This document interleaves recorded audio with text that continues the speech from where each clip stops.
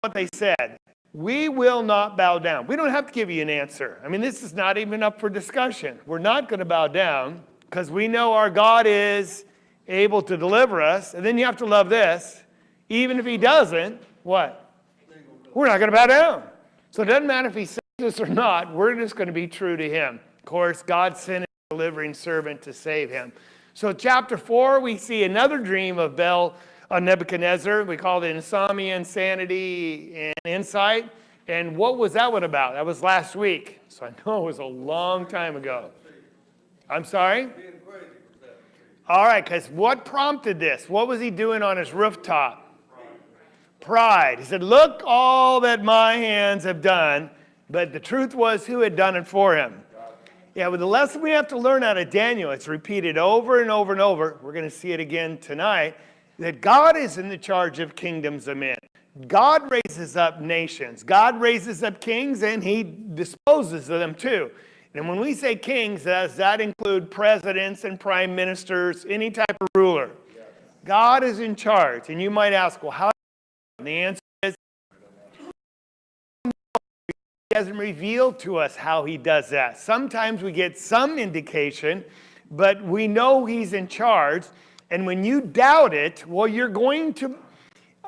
Doubting God's rule and his sovereignty is going to have consequences in your life. And that's what we're going to learn in chapter 5, where we see, again, the handwriting on the wall. So when we look at this and open it up, someone wants to read for me chapter 5, verse 1. Someone raise your hand, the first one there. Go, Brad. Yes.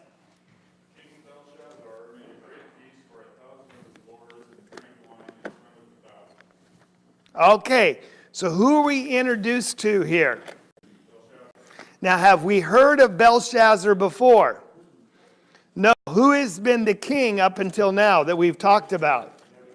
Nebuchadnezzar. Well, not exactly, but that's close, all right? So on your chart, the handout I gave you, see on the right-hand side, there's a list of kings. And so we want to look at that. Who is Belshazzar the king? So when you look at it, Nebuchadnezzar reigned from 605, and that's when they conquered Israel and took the Jews into captivity. And he ruled for about 40 years, 40 plus years. And after that, it was his son, and they call him evil, but actually he was not all evil, but he released Jehoiakim, the king, back to Israel. He ruled for about 4 years, okay? Then there's a fellow, his son, Neriglissar, and then this guy only ruled 9 months. And then the last king of Babylon is Nabonidus, and he ruled from 556 to 539 when the kingdom of Babylon come to an abrupt end. Now, nowhere in this list do you find Belshazzar. Look at all the history. And so, you look at all this. What would they say? Yeah, the Bible made it up. It's a mistake. It's inaccurate. You can't rely on the Bible. But guess what happens when they're digging in the dirt?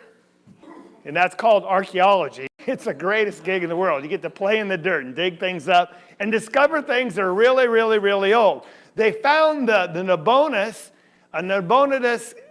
cylinder, and its names Belshazzar in it.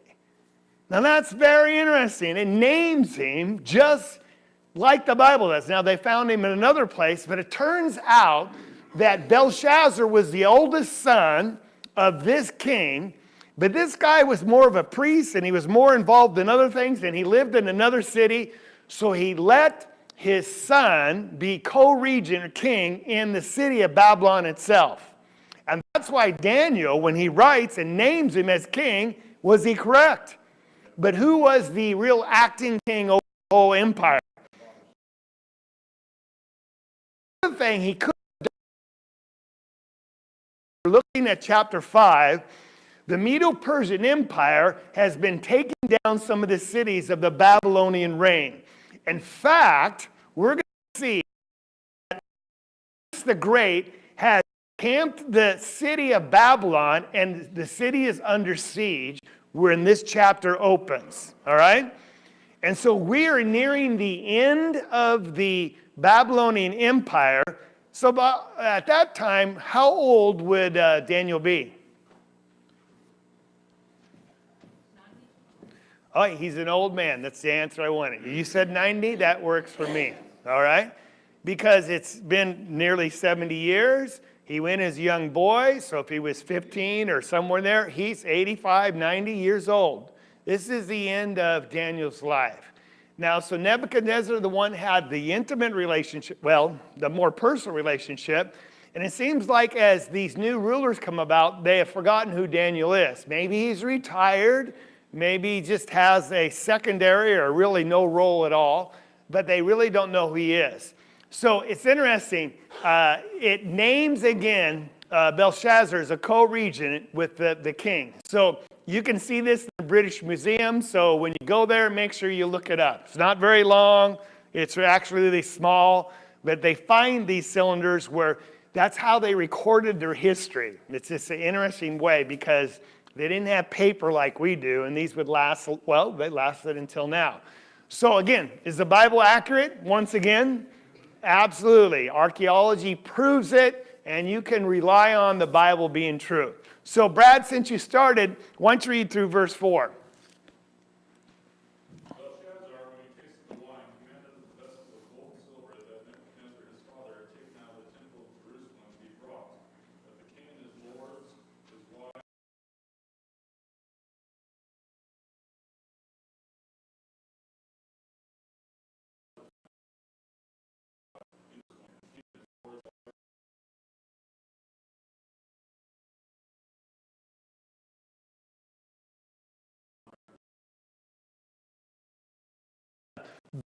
It's really just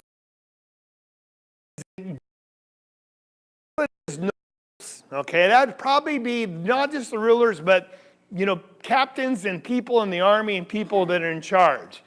Now, it's a drinking party, isn't it? Because he's drinking wine in front of the 1,000. Now, he's going to ask for all these silver and gold vessels. Where do they come from? All these vessels? The temple. Now, when did that happen? When Nebuchadnezzar besieged and sacked the city, they looted the temple and took all the beautiful artifacts back to Babylon. It's been suggested the reason he did this might be because when I bring out the remnants, the beautiful artifacts of a conquered city, it shows two things. One, how great I am, right? Let's just remember how I sacked that city and that nation. Well, not him personally, but Babylon. And also, it might inspire his nobles, because at this time, as we understand it, the city is under siege. Okay? Yes? It references Nebuchadnezzar as Belshazzar's father. Oh, good question. Yeah. And that's just a figure of speech. We'd use it just like Israel. They talk about our fathers, Abraham, Isaac, and Jacob. And that might be, 5 generations removed or more. And so when you think of Nebuchadnezzar, he was the glorious king that started all this. So that's why he refers to him as that. That's a good question. For the tape, people were asking, why is he called Nebuchadnezzar his father? Yes, JC. All right, and that's fine. Yeah, did you hear that? It calls them forefathers rather than father. Yes? like Moses became a father to Pharaoh. Right. Yeah, he says that exactly the same thing.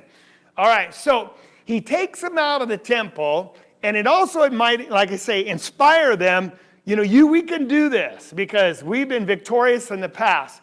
Now, I got to ask the question, why a party at such time? I thought I had it on here. Oh, okay, it's coming up. I'm sorry.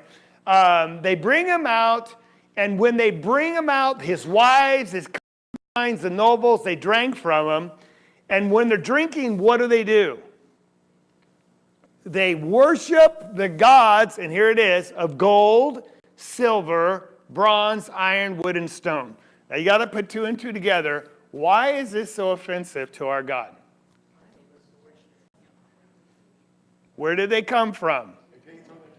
And they were sanctified and used and made for worship to Jehovah, the only true and living God. And now here, this ruler, Belshazzar, takes them, and they were stolen from the temple, and now in his drunken feast here, he uses them to drink and offer worship to his idols. So you're taking that which is something which has been set apart for God, and you're taking it in defiance, and it's almost like raising your fist at Jehovah saying, see, our gods are more powerful than you. Because we are taking artifacts from your temple because we destroyed your people and your city. That means you're not powerful at all. And now we're using them to offer worship to our gods. Is that defiance? Is that just blasphemous? Right? There's some lessons learned here because when we look at life, I'll just set this up and we'll come back to it later. What has been made for God or by God and for God? Everything. Your bodies, he said, are not yours. You've been bought with a price. Therefore, glorify God in your bodies. All the wealth he's given us. All the health he's given us. All the blessings he's given us. All the natural resources, the land, the soil, the mountains, the air. It's all given to us by God, and it's here to glorify God. And when we ever dare use it for something like that, well, we are really like slapping God in the face. And we'll say, well, what do you mean? We'll try to come back to that later. You see what's happening here? It's defiance of who Jehovah is. So now, I got to ask the question, why a party in the first place? Because after all, what's going on outside the city walls? We're being attacked. Now, it's just interesting. It's just sometimes what people do when there's really danger, they just kind of say, well, let's go party and forget about it. Just turn a blind eye to it. But there's more going on than just that, because history records, here's the city with the river Euphrates going through it. It was, when we look at just the best conservative facts about the city, here they are. First of all, it was 14 square miles big. We already talked about it had two sets of walls, twin walls. The outer walls were 17 miles long. Now, some of these walls, remember I said there was 4 chariots could ride abreast on them? Some said they were 22 feet thick and 90 feet tall. Now, that's debated. Some even take them taller and some take shorter. But we're talking about a tall wall, 22 feet, and there was 250 watchtowers around the perimeter, and they were another 100 wall. Those would be guard towers. And there were 150 gates made not of stone, but of bronze or brass. So they're very impenetrable. Okay? And then not only that, there's these inner and outer walls, there's these moats that are 30 feet wide. And so, of course, they're always filled with what? At least in the movies. What's in the moats? Alligators, that's right. Okay? So, if you have this type of secure city, what would you do just to thumb your nose at the army surrounding you? Let's go have a party. And I think that's exactly what's going on. Because they said also they had provisions for 20 years of siege. In other words, supplies in the city to stay alive. That's a lot. And I don't know how they preserve it, but I'm just telling you what I've read and studied, okay? So what would this produce in the leader of that city, even though they're under siege? Huh? Confidence. And let's up that a little higher. Pride and arrogance. It's way beyond confidence. He's just full of pride and arrogance. No one's going to take us. And it was really an impenetrable city. And so for good reason, hey, let's just party. And he brings 1,000 of his men who probably shouldn't be out there making war plans. And he says, let's just have a drunken feast. He's really drunk on his own pride and arrogance. That's what's intoxicated him. And there's the biggest sin, one of the biggest sins that, well, God detests the proud, the haughty, the person that's arrogant that says, I don't need you, God. or I've done this all by myself. Well, we're going to see if it's quick demise, because as Clinton came in, hey, I read about Belshazzar, and he only lasts for one chapter. It's true. He's only going to last for one chapter. Okay? So, suddenly, what does that tell you? We're in verse 5. Suddenly, the fingers of man's hand emerged and began writing opposite the lampstand on the plaster of the wall of the king's palace. And the king saw the back of the hand that did the writing. Now, the word suddenly suggests what? Well, okay, it's immediately. What does that suggest? Because I think every word is important. All right, so they're doing this in worship to their idols, and then suddenly, what is this response of? That scared him. Huh? That scared him a lot. He was big bang. Well, it's going to scare him, but who is doing this writing? Who's acting suddenly? Is this a divine response to his blasphemous acts right there? That's what I want you to see, the connection. That sometimes God's very patient and long-suffering. He says, I'll get to you later. I'll deal with you later. I'll deal with you later. I'm using you right now, but when I'm done, I'll deal with you. But here, when he sees it, the arrogance and the pride, how quickly does God act? Boom, suddenly. You see that? Now, here's a lesson. I don't know. Maybe I grew up in a generation where there's more hellfire and brimstone preaching. And I was all conscious and, I'm in trouble. I just felt that right away. Then I realized, no, God's patient and long-suffering. He treats me as a child that's trying to learn. But you never want to lose that attitude, because you never know when God says, enough's enough. You don't know when it's going to come, your time. And so we should be very serious and cognizant of that my sins or my rebellion or my arrogance actually offends God. It offends him. It hurts him deeply. And don't take lightly his kindness and his grace, his forbearance, because it will come to an end, right? And that's where it says, suddenly. It's just boom, we're done. I'm done with this group of people. The finger, and I don't know if it's God's finger, but it says the finger of a man's hand starts writing on the wall, on the plaster, and the king sees it, right? Now let's go through some of the text. When the king's face see it, here's his response. And his response gives you an indication of how traumatic or amazing the scene was. His face grew pale. Have you ever someone their face goes white? You go, what is wrong with you? Did you just see a ghost? What was he doing just the last moment? Drinking, having fun, not a care in the world. His thought, what? You ever talk about that? Like, man, my mind was alarmed, or my thoughts alarmed me. What would that mean? Scared. So your mind's racing through all these thoughts, like what's going on the wall? It's just, I know some of you like watching scary movies that are intended just to scare you. And when you see a person opening the door and peeking over and looking down into something, you go, don't look, you. Once you know something about and get you. And sure, what do? They look out, something jumps out.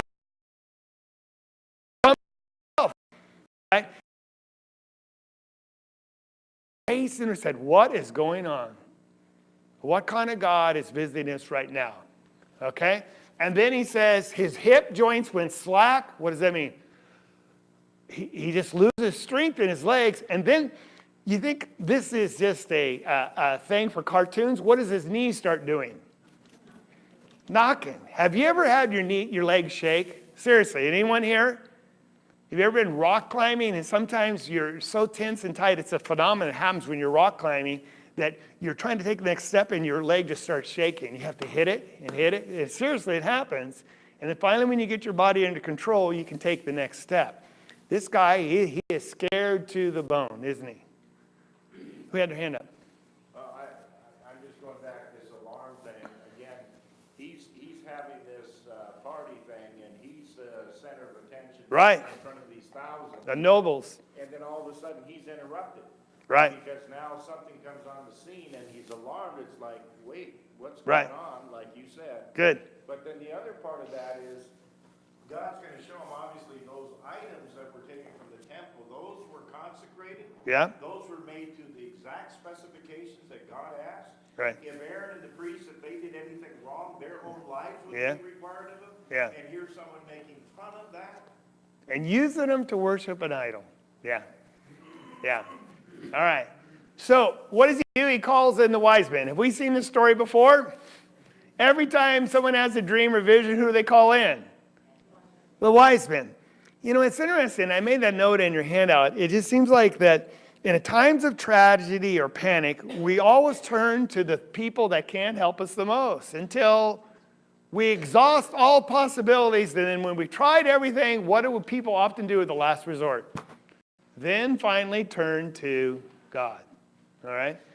And so they go to the wise men, and he says, if you could read this inscription and you could interpret it, I'm going to give you, clothe you with purple, that's royalty, a gold necklace, and I'll give you be a third ruler in the kingdom.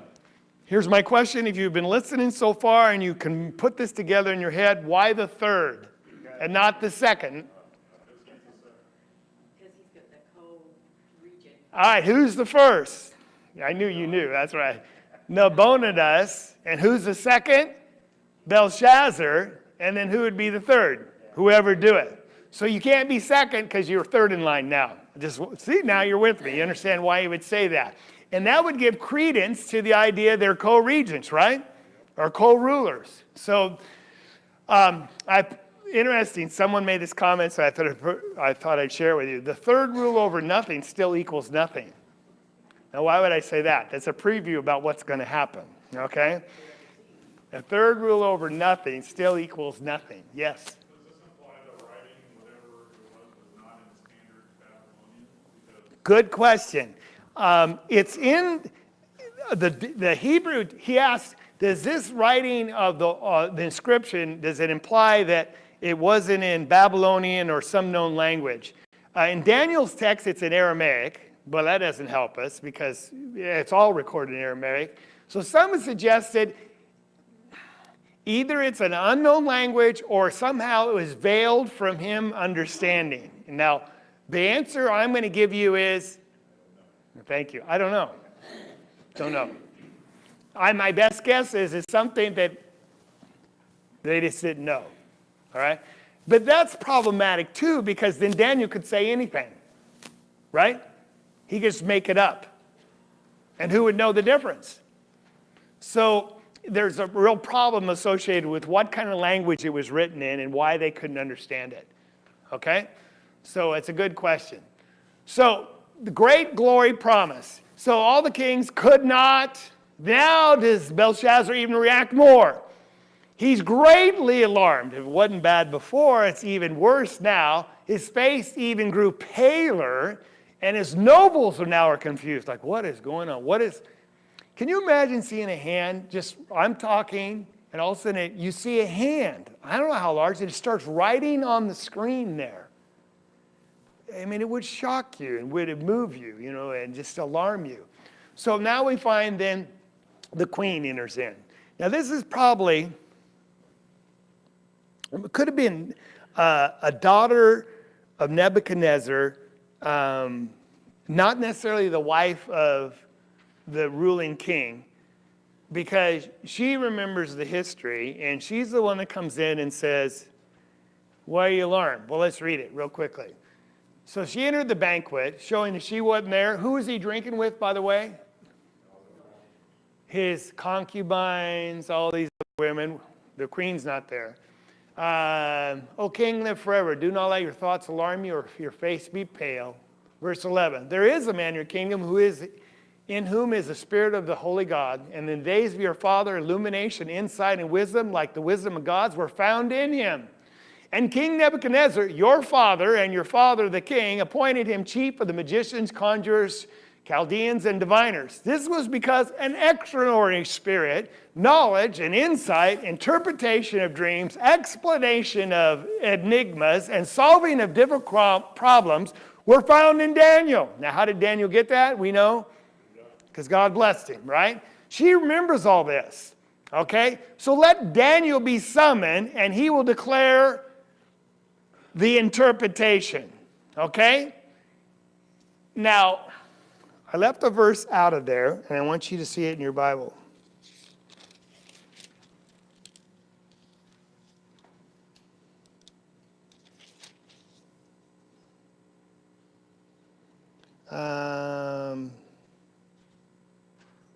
Or maybe I did read it.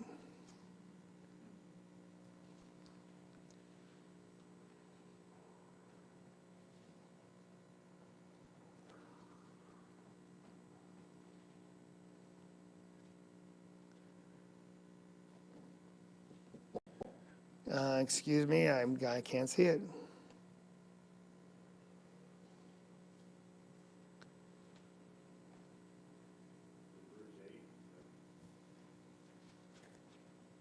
No.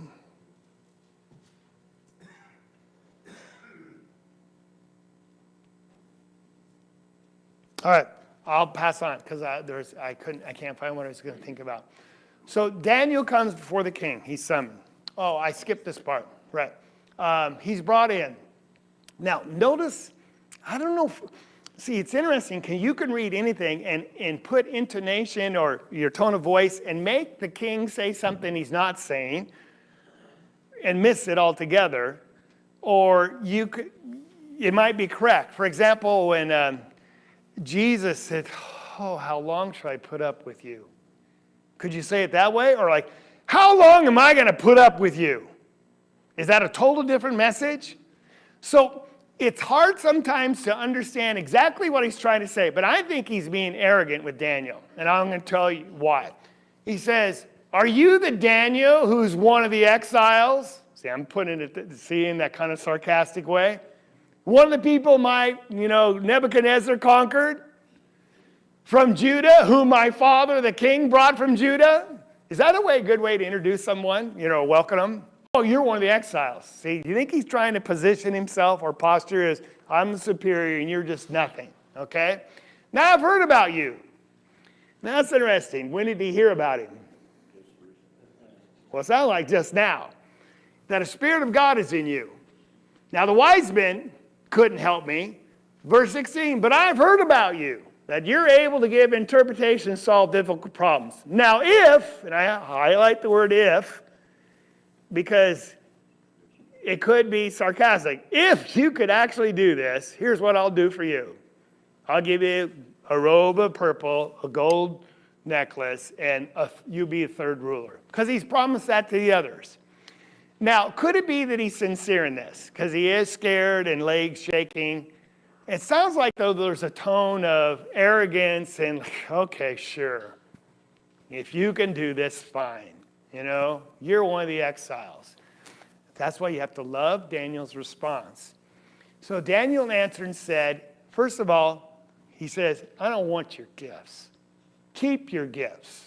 Isn't that interesting? Can you buy God's favor or no? And give your rewards to someone else. But I'm going to read the inscription and I'm going to give you interpretation. But I don't need anything from you. That's the first point. He rejects the king's offerings. And there's something to be said that for in our life. We don't need to be bribed or compromised. If you're going to do something and you're doing it because it's the right thing to do it without expecting anything back from it. Is that fair? Just do it.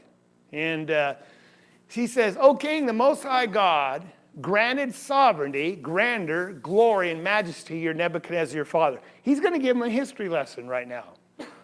And it's a history lesson that the king already knows but doesn't think about very often. So Daniel's being very brave here. Now he's an older man, and I think with old age, you just finally say, you know what you're dealing with, you know what to say, you've been around this block before, and you're just going to speak straight. And that's what he's doing. So he's going to give him a little history lesson about Nebuchadnezzar. Who gave Nebuchadnezzar his rule? He says, the Most High God. Okay?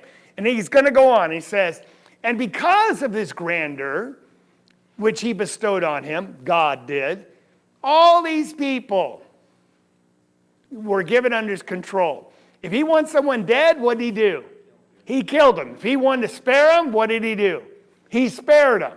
And whoever he elevated, into high position, he did it. If he wanted to humble him, he humbled him. So he had great power. He's acknowledging that, but he's saying, who gave it to him? Jehovah. Just remember that.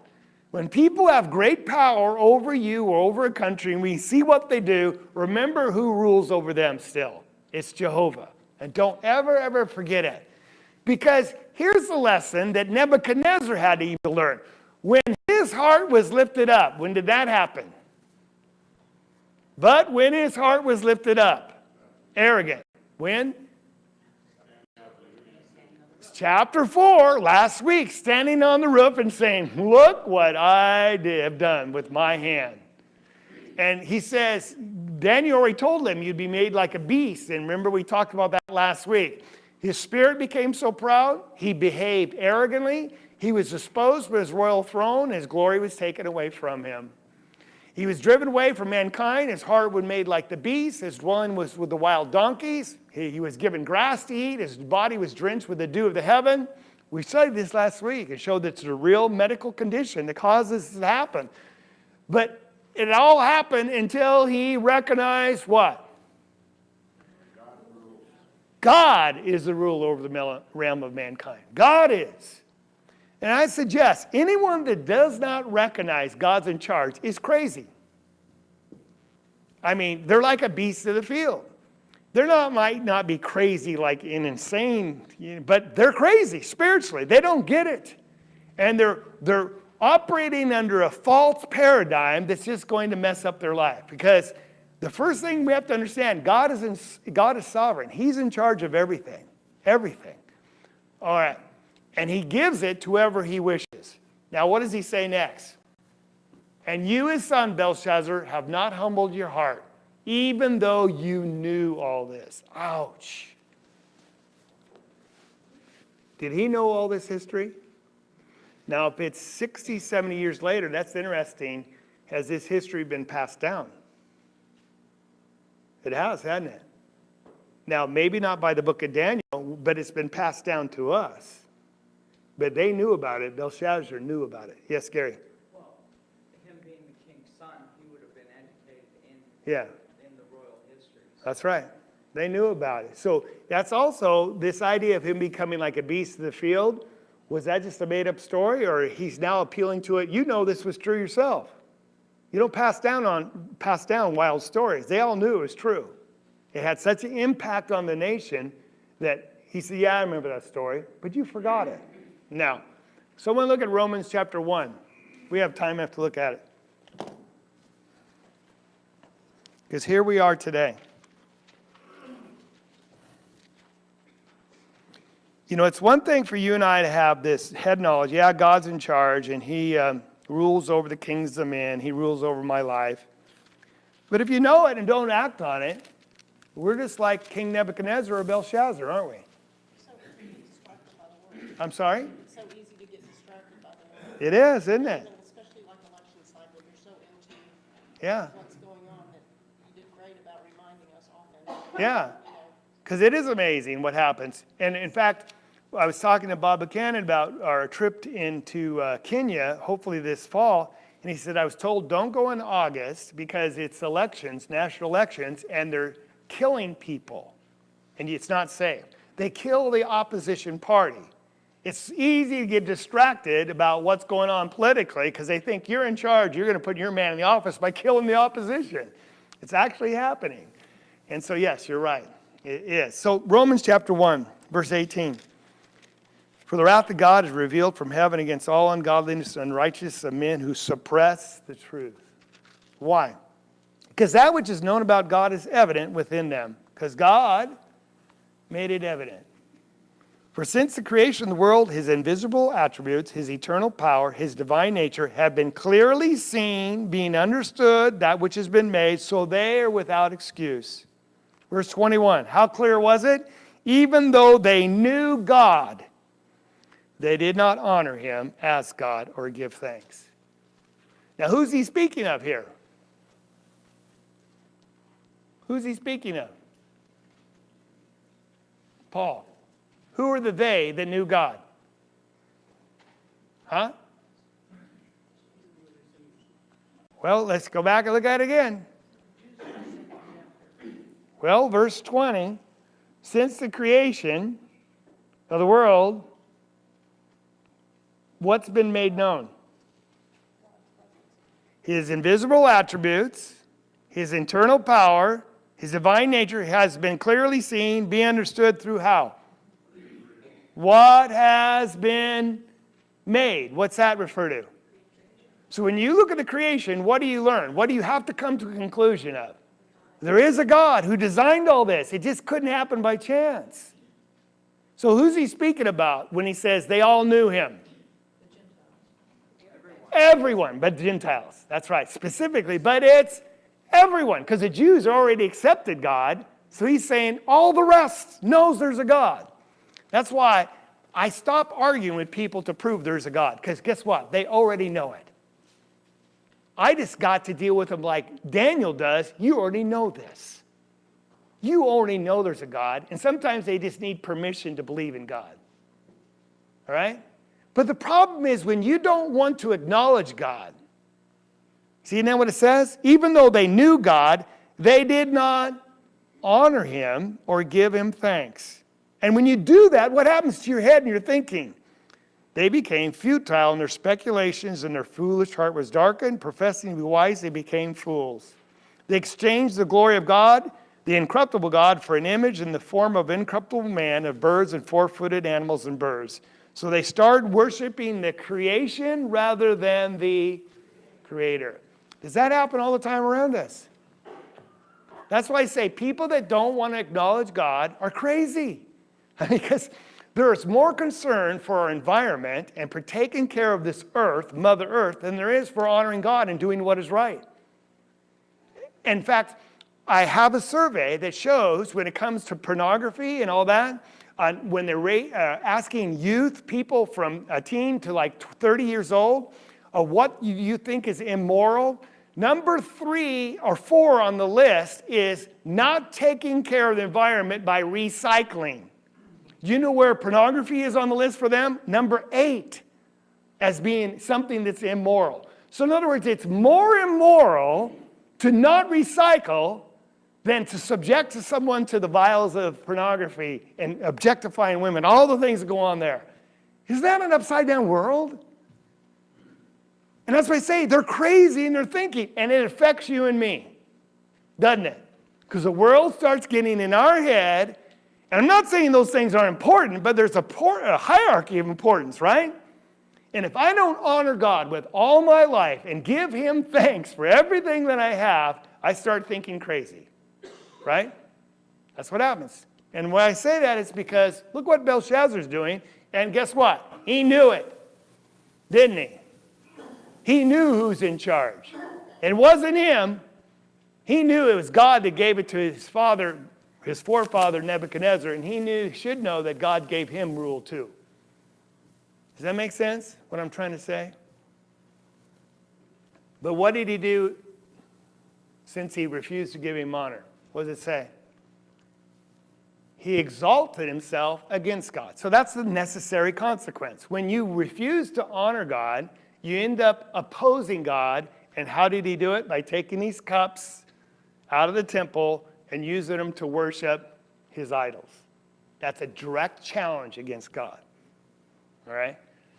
Daniel's pretty brave, isn't it? He says, yeah, you brought these vessels. You had your concubine and wives, and you're drinking wine from them. You praise the gods of silver, gold, bronze, and iron, wood, and stone, who don't see or hear or understand. But the God, here's this a beautiful language, in whose hand are your life, breath, and your ways. Now, could that be said for all of us? Your life and your breath is in God's hands. And when he just goes, what happens to you? You're dead. I mean, does that happen? Remember, there was a guy in Acts 12 who gave a speech at Caesarea Maritima, and when the people were done listening to him, he said, not the voice of a man, but the voice of a God. And he did not stop them. And what happened to him? Acts chapter 12. He died. It says he was eaten from the worms internally because he gave the glory that it was supposed to belong to God, he took for himself. All right? God holds our life, our ways in his hands. And it behooves us just to humbly seek him and honor him and thank him for everything he has. We want him to bless that. Because when things go wrong, it's usually because I've sowed seeds that were wrong. And now I'm bearing the consequences of it. Yes? I think as you get older, you realize that it's God who wakes you up every morning, and with that being said, it changes your attitude and understanding that you know that you just have today. That's right. You don't even have this afternoon. You just That's have right. what he gives you. And that's why I'm so thankful he's so patient with us, okay? So then the hand, he says, here it was, Mene, Mene, Tekel, Upharsin. Isn't that beautiful? It's just like everything in Daniel you can repeat. Nebuchadnezzar, Shadrach, Meshach, and Abednego. And you can say this one, what is it? Mene, Mene, Tekel, Upharsin. All right, so what does that mean? Here it is. He says, now I'm going to interpret it for you. Here it is. Mene means numbered, or right here. We're reading it from right to left. That's the way they do in Aramaic. Numbered. God's numbered your kingdom and you're found deficient. And he says it twice to emphasize it, right? We've done this twice. You do not measure up. Tekel means you've been weighed on the scales and your life and your righteousness, you're so deficient. Now Perez means divided. Your kingdoms have been divided and it's going to be given to the Medo-Persian. Where did we first learn of that? Daniel 2, the head of gold, the chest of silver. Who was that? The Medo-Persians. Daniel's told this 70 years ago, nearly. And now it's going to come true. And so handwriting on the wall is to say that it will be divided or it has been divided. When you're able to read this, it's already too late. When the handwriting's on the wall, your time is up. It's not like it's going to be up, it's already over. So here's what happens. Belshazzar, this is amazing. Rather than be indignant at him, because what did Daniel just tell him? You're over. He says, okay, thank you. Here's a robe. Here's a necklace. I'll make you third of my kingdom. Well, he held to his promise at least, okay? But that same night, Belshazzar, the Chaldean king, was slain. And Darius the Mede received the kingdom at age 62. It was over. That night. Now, look on your chart and we're done. Because I gave you a little history. See on the little sidebar on the backside page? This is all history because what the Medes did, they actually diverted the flow of the Euphrates River into a nearby swamp. This lowered the level of the water enough below the river gates that all the soldiers could enter the city through those gates. And they still would not have been able to enter had not the bronze gates and inner walls have been left inexplicably unlocked. But if you look at Isaiah 44, it says God will open the gates, speaking of when the Persians or the Medes come and take Babylon. And they found them unlocked. And so literally God opened the city for the Medo-Persians, and they took the city without a battle. That very night, what are they doing with their 1,000 people? Partying. Like, we're so great, no one can take us. Dead. That quick. Mene, Mene, Tekel, Upharsin. When you've been numbered and the handwriting's on the wall, it's over. It's over. That speaks of the great judgment that's about to come. All right. So real quickly, lessons learned. The king already knew, and so do we, don't we? Yeah. We already know. Pride will be broken by God, always. Always. And then thirdly, blessings which do not produce thankfulness, thankful worship. Are we blessed? If they don't produce gratitude and thankfulness and humbleness, they will always produce arrogant rebellion. Because you start thinking, I deserve it, or I did it on my own. So let's be very careful and always be a thankful people. All right, any questions or comments? We're done. I went long, but